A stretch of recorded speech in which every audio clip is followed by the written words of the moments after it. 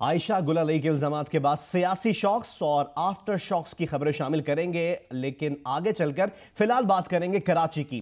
कराची के इलाके बहादुराबाद में बहादुर शहरी ने लूटमार की कोशिश नाकाम बना दी। घर से पिस्तौल लाकर फायरिंग की, एक डाकू मार दिया, 3 फरार हो गए। सीसीटीवी वीडियो जियो न्यूज ने हासिल कर ली। न्यू कराची और अंगी टाउन और मंगोपीर में फायरिंग से पुलिस एहलकार समेत 3 अफराद जख्मी। सुरजानी टाउन, यारोगोट और शहर के मुख्तलिफ इलाकों से 14 मुल्जिमान गिरफ्तार। मजीद बता रहे हैं कमर अली मस्तोई अपनी इस रिपोर्ट में। एसपी गुलबर्ग बशीर बिरोही के मुताबिक तैमूरिया पुलिस ने कार्रवाई करके 4 डाकुओं अब्दुल काहिर, नदीम, हफीज और वकास को गिरफ्तार कर लिया। मुलजिम नदीम और वकास ने गुलशन इकबाल ब्लॉक 5 में डकैती के दौरान मज़ाहमत पर नौजवान उमर को कत्ल किया था। मुलजिमान से 2 लाख रुपए नकदी, 4 पिस्तौल और छीनी गई मोटरसाइकिल मिली है। बहादुराबाद में शहरी की फायरिंग से डाकू की हलाकत की सीसीटीवी वीडियो जियो न्यूज ने हासिल कर ली। फुटेज के मुताबिक शहरी घर से पिस्तौल लेकर आया और कार सवार को लूटने वाले डाकुओं पर फायरिंग कर दी। फायरिंग से 1 डाकू हलाक और 3 फरार हो गए। एसपी औरंगी आबिद अली बलोच के मुताबिक सुरजानी में पुलिस मुकाबले के बाद 3 मुल्जिमान को जख्मी हालत में असलहे समेत गिरफ्तार कर लिया, जबकि मुल्जिमान की फायरिंग से पुलिस एहलकार भी जख्मी हुआ। मुल्जिमान डकैती और स्ट्रीट क्राइम की वारदातों में मुलविस हैं। मंगोपीर मुश्केपाड़ा में नौजवान को फायरिंग करके जख्मी करने वाले मुल्जिम मोहम्मद हुसैन को गिरफ्तार कर लिया गया। एसपी न्यू कराची के मुताबिक खमीसो गोठ में मुश्तरका ऑपरेशन के दौरान 3 मुल्जिमान को गिरफ्तार करके मंशियात बरामद कर ली, जबकि बिलाल कॉलोनी से हम्माद और अब्दुल रहमान को असलहे और मोटरसाइकिल समेत गिरफ्तार कर लिया। गुजरात में काउंटर टेररिज्म डिपार्टमेंट की कार्रवाई के दौरान कलदम तहरीक तालिबान के 3 दहशतगर्द हलाक और 3 फरार हो गए। तर्जुमान सीटीडी के मुताबिक गुजरात में यूनिवर्सिटी रोड पर नाला मुरादपुर के करीब 6 दहशतगर्द छुपे थे। सीटीडी ने खुफिया इत्तला पर वहां छापा मारा तो दहशतगर्दों ने फायरिंग कर दी और जवाबी फायरिंग से 3 दहशतगर्द मारे गए, जबकि इनके 3 साथी हैं जो फरार हो गए, जिनकी तलाश जारी है। हलाक दहशतगर्दों से भारी मिकदार में बारूदी मवाद और असलहा भी बरामद कर लिया गया है।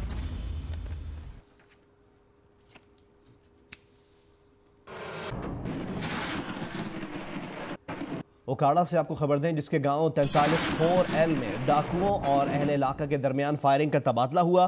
पुलिस के मुताबिक इलाका मकीनों की फायरिंग से 2 डाकू हलाक हो गए। पुलिस का बताना है कि हलाक डाकू मवेशी चोरी करने आए थे। इलाका मकीनों ने फायरिंग कर दी, जिसके नतीजे में 2 डाकू हलाक हो गए।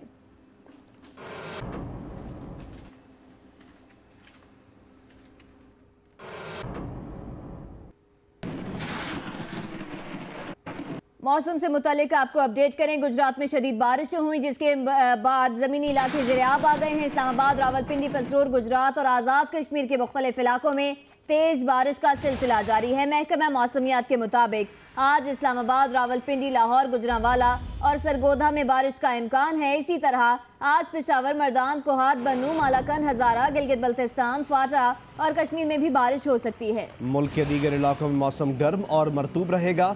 गुजरात में वक्फे वक्फे से आज भी बारिश का सिलसिला जारी है, जिससे नशेबी इलाके ज़ेर-ए-आब आ गए हैं। तफसीलात बता रहे हैं जियो न्यूज़ के नुमाइंदे राजा रियाज रासिख। जी, गुज़श्ता 2 घंटे से जो गुजरात के बारिश का सिलसिला जारी है, इससे नशेबी इलाके तो ज़ेर-ए-आब आ ही चुके हैं, लेकिन मेन सड़कों में भी पानी खड़ा नज़र आ रहा है और गलियों में तो पानी इस हद तक चला गया कि लोगों के घरों में भी वो जा घुसा है। जो सीवरेज सिस्टम है गुजरात का, वो पहले की तरह अब भी नाकाम नज़र आ रहा है। महकमा मौसमियात का कहना है कि अब मज़ीद बारिश होगी, जिससे गुजरात के शहरियों को शदीद परेशानी का सामना करना पड़ेगा। इस सिलसिले में कॉरपोरेशन के लोगों ने काम करना शुरू कर दिया है, ताहम अभी तक वो पानी को सही तरह सीवरेज के अंदर डाल नहीं सके। जी, इस्लामाबाद, रावलपिंडी और गिरदोनवाह में वक्फे वक्फे से बारिश का सिलसिला जारी है। इस खुशगवार मौसम के बारे में मजीद बता रहे हैं इस्लामाबाद से नुमाइंदा जियो न्यूज़ कामरान खान। जी, गुज़श्ता चंद दिन से इस्लामाबाद शहर के अंदर मौसम जो है वो काफ़ी खुशगवार हो गया है। आपको बताएं कि मौसम खुशगवार होने की वजह है कि चंद रोज़ से इस्लामाबाद शहर के अंदर जो है वो सुबह सवेरे बारिश का जो सिलसिला है वो शुरू हो जाता है और उसके बाद मौसम जो है वो काफ़ी खुशगवार हो जाता है। इस वक्त भी सुबह सवेरे से ही इस्लामाबाद शहर के अंदर वक्फे वक्फे से बारिश का सिलसिला जारी है और मौसम काफ़ी खुशगवार हो गया है। शहरी जो है आज मौसम को एंजॉय करने के लिए जो है वो छतरियाँ लेकर जो है वो वॉक कर रहे हैं और इसके अलावा आपको बताते चलें कि जो बाद शहरी हैं वो अपनी गाड़ियाँ लेकर जो है वो मारगला की पहाड़ियों का रुख कर लेते हैं, क्योंकि वहाँ पर भी मौसम के जो है वो बड़े खूबसूरत मनाजिर देखने को मिलते हैं। महकमा मौसमियात का कहना है कि आइंदा 24 घंटों के दौरान कश्मीर, बालाई पंजाब, रावलपिंडी, लाहौर, गुजरांवाला, सरगोदा डिवीज़न और इसके अलावा इस्लामाबाद, गिलगित बल्तिस्तान, पेशावर, मालाकंड, हज़ारा, बन्नू डिवीज़न और फाटा में कहीं कहीं बारिश, जबकि बाज़ मकामात पर मूसलाधार बारिश होने का भी इम्कान है। जबकि मुल्क के दीगर इलाकों में मौसम आज गर्म और मरतूब रहेगा। जी, अहम खबर शामिल करेंगे। मकबूजा कश्मीर में भारतीय फौज पर हमला, काबिज फौज का एक मेजर और सिपाही हलाक हो गए। भारतीय मीडिया के मुताबिक शुपिया में किए गए इस हमले में एक भारतीय फौजी जख्मी भी हुआ है।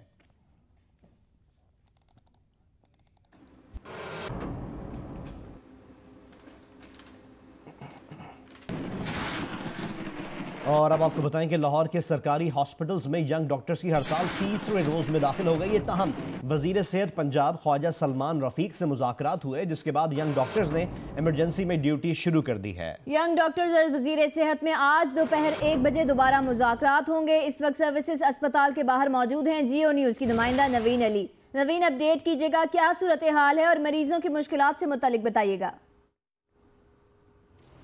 जी बिल्कुल, मरीजों की मुश्किलात तो अभी भी बरकरार है और यंग डॉक्टर्स की जो ओपीडीज़ बंद करने की स्ट्राइक थी वो अभी भी जारी है, क्योंकि कल ये भी ऐलान किया गया था कि इमरजेंसी को बंद कर दिया जाएगा अगर उनकी मुतालबा जो है ना सुनेंगे। तो हुकूमत ने जो है उनके मुतालबात के ऊपर कुछ एग्रीमेंट इख्तियार करके जो है इमरजेंसी तो फ़िलहाल खुलवा दी है और आज दोपहर 1 बजे का वक्त दिया गया है कि इनके तमाम मुतालबात के ऊपर मुकम्मल तौर पर बहस की जाएगी और पूरा गौर व फिक्र करके इस बात को फैसला किया जाएगा कि क्या आया इनके बात मानने हैं या नहीं। इस बात को पर राजी करके इमरजेंसी तो खुलवा दी गई है। ताहम जो डॉक्टर्स हैं वो यहाँ पर कम है, लेकिन इमरजेंसी में काम चल रहा है। मरीजों की मुश्किलात अभी भी पेश आ रही हैं, क्योंकि इमरजेंसी से ज़्यादा बड़ी तादाद में जो है ओपीडीज़ में मरीज यहाँ पर आते हैं, लेकिन ओपीडीज़ तमाम सरकारी अस्पतालों की अभी भी बंद है। यंग डॉक्टर्स के 4 ही है मुतालबात हैं कि उनकी सेंट्रल इंडेक्स पॉलिसी पर अमल दरामद कराया जाए, सेक्रेटरी हेल्थ नजम शाह को बरतरफ किया जाए, उनको मुअत्तल किया जाए, उनकी तनख्वाहें बढ़ाई जाए, बहुत बहुत शुक्रिया नवीन, हम आपसे मजीद भी अपडेट्स हासिल करते रहेंगे। अब बात करेंगे आयशा गुललई के इल्जाम के बाद सियासी आफ्टर शॉक्स का सिलसिला जारी है। पीपल्स पार्टी के फरहतुल्लाह बाबर कहते हैं कि इमरान खान पर लगे इल्जामात संगीन हैं, इमरान खान की खामोशी तशवीशनाक है। तहकीकात के लिए पार्लिमानी कमेटी बनाई जाए, वरना इमरान खान पर लगे दाग नहीं धुलेंगे। मुस्लिम लीग नून के रहनुमा ज़फरुल्लाह खान का कहना है आयशा गुललई के इल्जामात की तहकीकात पार्लिमानी कमेटियों के जरिए करा ली जाए। जमात इस्लामी की जानिब से आयशा गुललई को पार्टी में शमूलियत की दावत दे दी गई। जमात इस्लामी की MNA आयशा सैयद की आयशा गुललई के घर आमद। आयशा सैयद ने जमात इस्लामी में शमूलियत की बाज़ाब्ता दावत दी, ये कहना है आयशा गुललई का। आयशा गुललई ने कहा कि मेरे लिए तमाम ऑप्शंस खुले हैं, मुस्तकबिल का लाहे अमल जल्द सामने लाऊंगी। आयशा गुललई ने जियो न्यूज़ से गुफ्तगू करते हुए कहा कि नवाज शरीफ मेरे लिए बाइज्जत और मोहतरम शख्सियत हैं।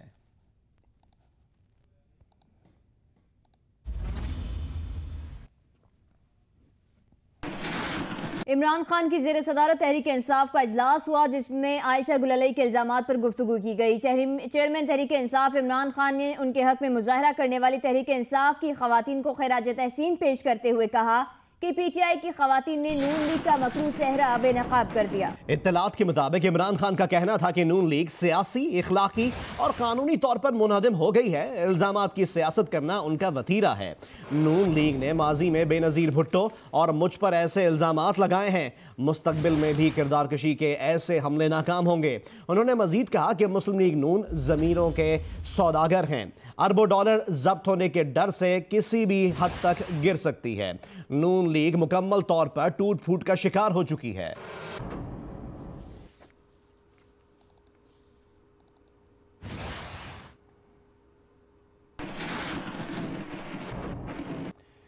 मुस्लिम लीग नून के रहनुमा ख्वाजा साद रफीक का कहना है कि जैसे इल्जामात इमरान खान पर लगे, ऐसे शर्मनाक इल्जामात आज तक किसी पार्टी सरबराह पर नहीं लगे।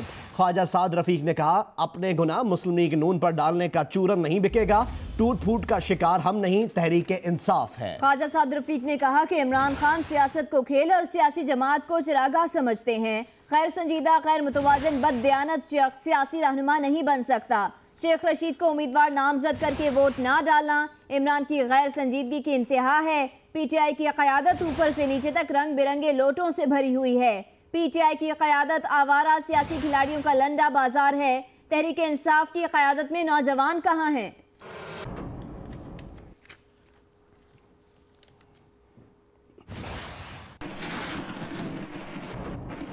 पीपल्स पार्टी के सेनेटर रहमान मलिक का कहना है कि हम इलेक्शन की तरफ जा रहे हैं, बहुत से लोगों को नाअहल होता देख रहा हूं, बहुत जल्द कई बुर्ज गिरेंगे। लंदन में प्रेस कॉन्फ्रेंस के दौरान उनका कहना था कि एक जमात ने यूके और यूरोप में जासूस एजेंसियों की खिदमात हासिल की हैं। पाकिस्तान के 5 बड़े बिजनेसमैनों को भी इसकी लपेट में ले लिया गया है। यूरोपीय मुल्क ने इस सारे मामले की क्रिमिनल इन्वेस्टिगेशन शुरू कर दी है।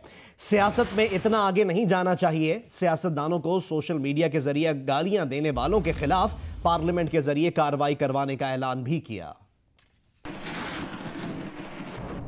मैं समझता हूं कि हमें इलेक्शन की तरफ जाना चाहिए, वक्त आ रहा है, लेकिन मैं जो हालात देख रहा हूं, मैं बहुत से लोगों को डिस्क्वालीफाई होते देख रहा हूं। सॉरी, मेरी कोई ऐसी विश नहीं है या को मैं डिजायर कर रहा हूं, लेकिन बहुत जल्द बहुत से बुर्ज गिरेंगे, क्योंकि कुछ एविडेंस जिसको मुझे एक्सेस है वो भी।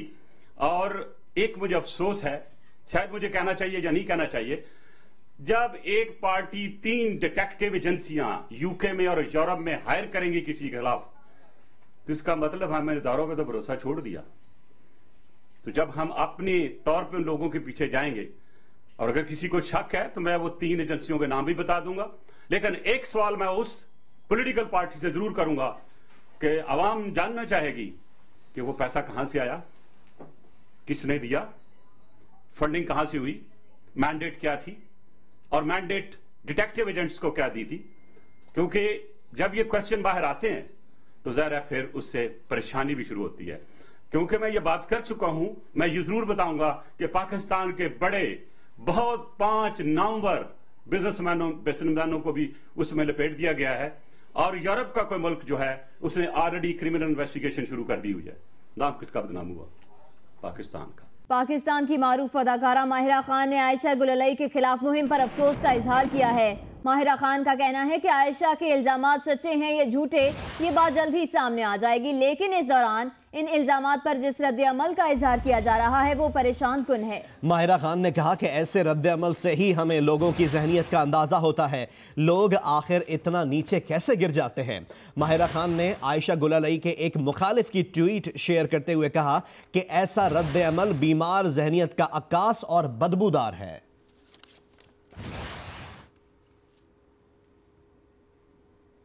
शरीफ खानदान ने सुप्रीम कोर्ट के फैसले को चैलेंज करने का फैसला कर लिया है। जराए का कहना है कि आइंदा 3 से 4 रोज में सुप्रीम कोर्ट में नजरसानी अपील दायर की जाएगी। जराए के मुताबिक शरीफ खानदान की जानिब से नजरसानी अपील के साथ अलग से एक आईनी पिटीशन भी सुप्रीम कोर्ट में दायर की जाएगी। आईनी पिटीशन में पैनामा केस के बेंच पर अदम एतमाद का इजहार किया जाएगा। चीफ जस्टिस ऑफ पाकिस्तान से फुल कोर्ट बेंच तश्कील देने की इस्तदा की जाएगी। कानूनी टीम की जानिब से नवाज शरीफ को इस हवाले से तफसीली ब्रीफिंग दी गई, जिसके बाद नवाज शरीफ ने नजरसानी अपील और आईनी पिटीशन की मंजूरी दे दी।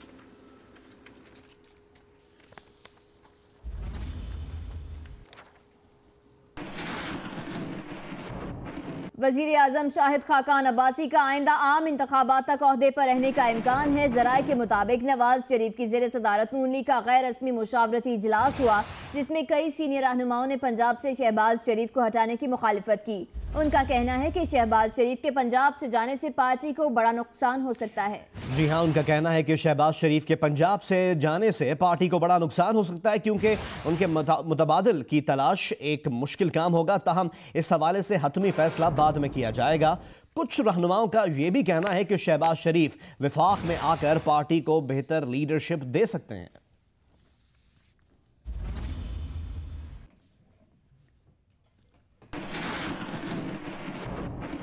उधर मुस्लिम लीग नून के रहनुमा ख्वाजा आसिफ ने कहा है कि ये बात तकरीबन हतमी है कि शहबाज शरीफ ही वजारत उज़्मा के मुस्तकिल उम्मीदवार होंगे।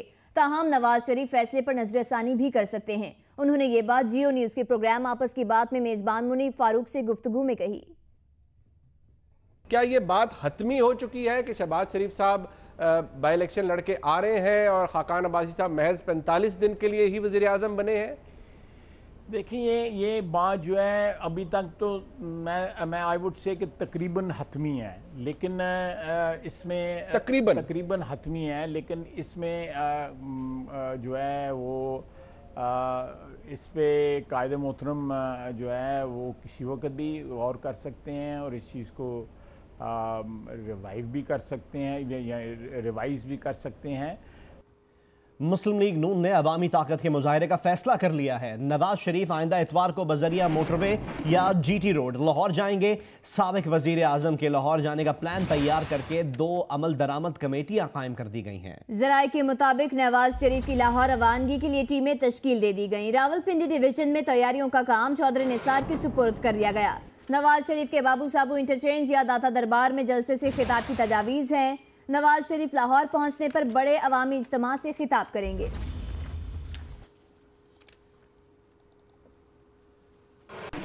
खबर शामिल करेंगे कराची से, जहां रिहायशी प्लॉटों पर गैर कानूनी पोर्शंस और कसीर मंजिला इमारतों की तामीर से मुतल्लिक खबर यह है कि सिंध बिल्डिंग कंट्रोल अथॉरिटी का गैर कानूनी पोर्शन और कसीर मंजिला इमारतों के खिलाफ क्रैकडाउन की तैयारियां जारी हैं। सिंध बिल्डिंग कंट्रोल अथॉरिटी ने कराची में 15 रोजा ग्रैंड ऑपरेशन शुरू करने का ऐलान कर दिया है, जिसकी तफसीलात बता रहे हैं नुमाइंदा जियो न्यूज कमर अली। जी बिल्कुल, सिंध बिल्डिंग कंट्रोल अथॉरिटी की जानिब से रिहायशी प्लाट्स पर पोर्शंस, फ्लैट्स, यूनिट्स के खिलाफ वो कार्रवाई करने का ऐलान किया है। उनका कहना है कि इस तरह के यूनिट्स की जो मुकम्मल लिस्ट जो है वो मुख्तलिफ टाउन्स में तैयार कर ली गई है और अब उनके खिलाफ कार्रवाई की जाएगी। इब्तदाई तौर पर यह कहा जा रहा है कि 80 गज से 220 गज के प्लॉट्स पर जो तामीरात की गई हैं, जो पोर्शंस बनाए गए हैं, जो फ्लैट्स बनाए गए हैं, उनके खिलाफ कार्रवाई की जाएगी, उन्हें मुनहदम किया जाएगा। इस हवाले से DG SPCA का कहना है कि इस तरह की गैर कानूनी तामीरात की वजह से शहर में काफ़ी मसाइल पैदा हो रहे हैं, जिसमें पानी के मसाइल हैं, इसके अलावा गैस की जो है वो अदम दस्तयाबी के मसाइल हैं, साथ साथ बिजली की कमी के भी मसाइल इस तरह पेश आ रहे हैं। नवाबशाह में सुखेओ मनायों में उलटने वाले ऑयल टैंकर को उठाने के लिए इमदादी कार्रवाई शुरू नहीं की जा सकी है। मोटरवे पुलिस के मुताबिक हादसे के शिकार इस ऑयल टैंकर में फर्नेस ऑयल मौजूद है और टैंकर से ऑयल निकालने के लिए हैवी मशीनरी कराची से बुलवाई गई है। मोटरवे पुलिस के मुताबिक हादसे के मकाम की जगह पर एक ट्रक को ट्रैफिक के लिए खोल दिया गया है, एक ट्रैक को ओपन कर दिया गया है। हादसे में जख्मी होने वाले टैंकर ड्राइवर और हेल्पर को अस्पताल भी मुंतकिल कर दिया गया है। टैंकर से ऑयल निकालने के लिए हैवी मशीनरी बुलाई गई है। कराची से हादसे के शिकार ऑयल टैंकर में फर्नेस ऑयल मौजूद है, ये बताना है मोटरवे पुलिस का।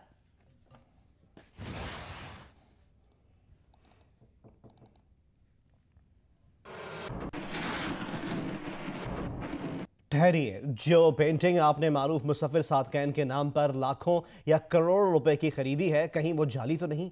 सादकैन के फनपारों की ना सिर्फ नकल की जा रही है बल्कि उन्हें मुंह मांगी कीमत पर बेचा भी जा रहा है। इस जालसाजी को बेनकाब किया गया कराची में प्रेस कॉन्फ्रेंस के दौरान, जिसकी तफसीलात बता रही हैं मलिका खान। आर्ट में जालसाजी जोरों पर। ये है सादकैन की असली पेंटिंग और ये है नकली।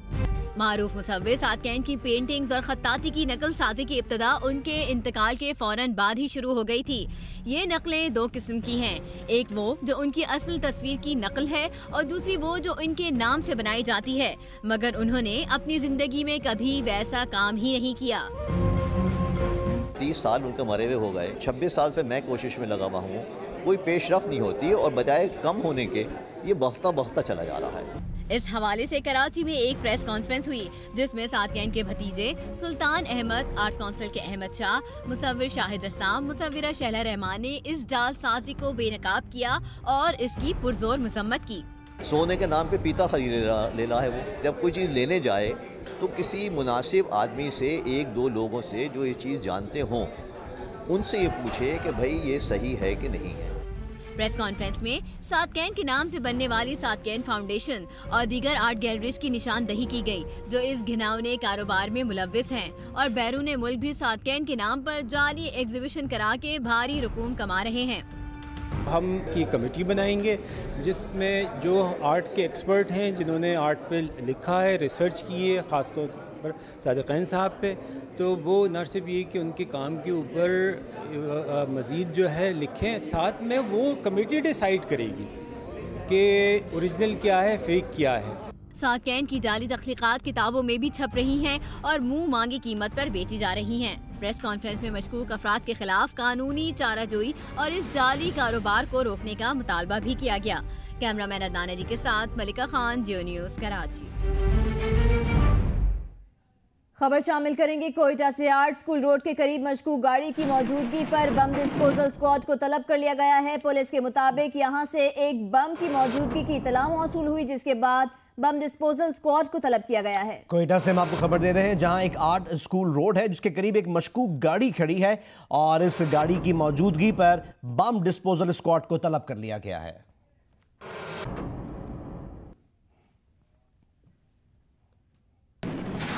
पाकिस्तान की कराटे टीम का 15 रुकनी दस्ता साउथ एशियन कराटे चैंपियनशिप में शिरकत के लिए श्रीलंका रवाना हो गया।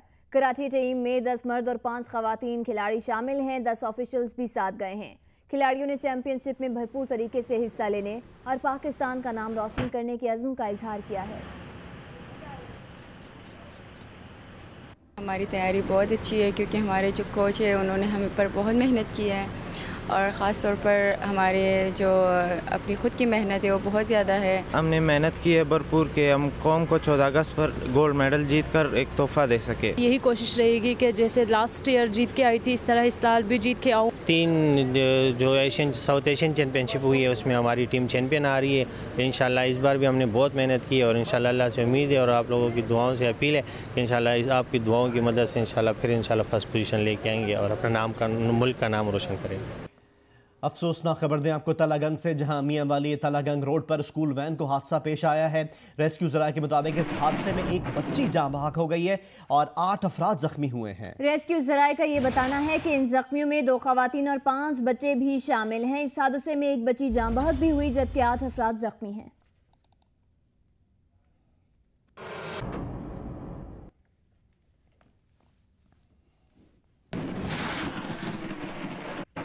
आगे बढ़ते हैं। आइन की दफा 62-63 के तहत वो शख्स असम्बली का रुकन नहीं हो सकता जो सादिक अमीन नहीं है। आइन की इसी दफा के तहत नवाज शरीफ को नाअहल करार देकर घर भेज दिया गया। 62-63 पर पूरा उतरने वाले सादिक अमीन मुल्क में कितने हैं ये तो नहीं पता। हाँ, नादरा के रिकॉर्ड के मुताबिक 20 करोड़ पाकिस्तानियों में सिर्फ 425 सादिक अमीन हैं मुल्क भर में, और एक ऐसे हैं कि सादिक अमीन से मिलवा रहे हैं मोहम्मद कसीम सईद।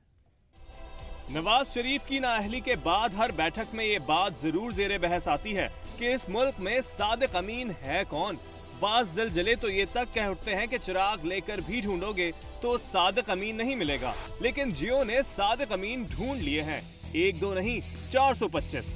जी हाँ, नादरा जराए बताते हैं कि मुल्क में 425 सादिक अमीन हैं बचपन से ही, और कराची का सादिक अमीन तो है भी शरीफ फैमिली से।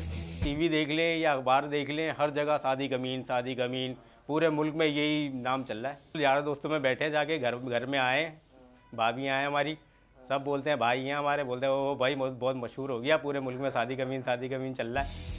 नुसरत भुट्टो कॉलोनी में एक कमरे के मकान में रिहाइश पजीर सादिक अमीन का नाम उनके वालिद मोहम्मद शरीफ ने रखा था, लेकिन कभी किसी ने उनके नाम का नोटिस नहीं लिया। पनामा का हंगामा शुरू हुआ तो सादिक अमीन के चर्चों पर इनके साथ भी छेड़छाड़ शुरू हो गई।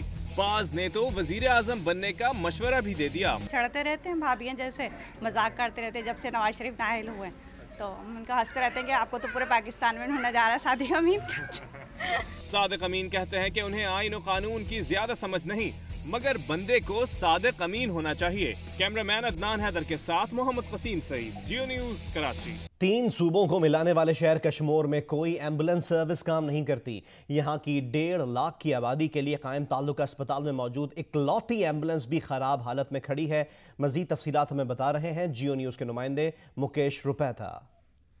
जी सर, मैं तालका अस्पताल कश्मीर में मौजूद हूँ। कश्मीर तालके की आबादी तकरीबन 1.5 लाख है, और लेकिन ये कश्मीर तालका और शहर एम्बुलेंस से महरूम है। यहाँ पर कोई भी एम्बुलेंस मौजूद नहीं है। जब भी कोई वाक़या होता है तो यहाँ पर ज़ख्मियों को और लाशों को मुख्तलिफ गाड़ियों पे तालका अस्पताल में लाया जाता है। ये एक गाड़ी थी जो 2 माह से नाकारा पड़ी हुई है। इसकी क्या वजूहत है? एम्बुलेंस के नाकारा बनने के बाद उसके मरम्मत कराने के लिए तालका अस्पताल ने MS ने क्या इकदाम किए हैं, इससे यहाँ पे पूछते हैं। हमारे पास एक ही एम्बुलेंस थी जो किसी रोड ट्रैफिक एक्सीडेंट में उसको कुछ नुकसान पहुँचा है, तो इस सिलसिले में मैंने district health officer Kandhkot report भेजी और डिप्टी कमिश्नर को भी बताया है। इस सिलसिले में हम अभी तक इंतज़ार में कि कब इसकी रिपेयर की जाती है। कश्मीर की आवाम ने जिंद हुकूमत से मुतालबा किया है कि कश्मीर एक 3 सूबों को मिलाने वाला शहर है और यहाँ पर ट्रैफिक हादसा मामूल पर होते रहते हैं, इसलिए यहाँ पर फौरी तौर पर एम्बुलेंस सर्विसेज बहाल की जाएँ और यहाँ पर एम्बुलेंसेज फराहम की जाएँ। जी।